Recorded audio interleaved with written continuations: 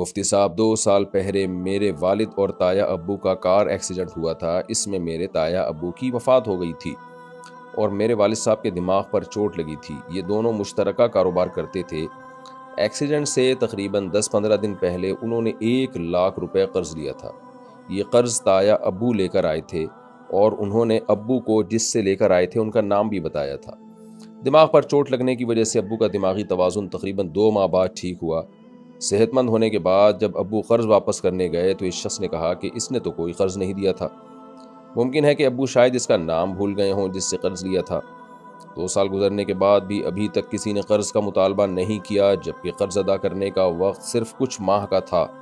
برائے مہربانی رہنمائی فرما دیں کہ ہم کیا کریں. قرض کی رقم ہم نے علیحدہ رکھی ہوئی ہے کہ جیسے ہی وہ شخص جس سے قرض لیا تھا مانگے گا تو اس کو دے دیں گے. یہی کر سکتے ہیں آپ کہ وہ رقم الگ رکھیں، انتظار کریں کہ جب وہ شخص مانگے گا تو ہم اس کو دے دیں گے.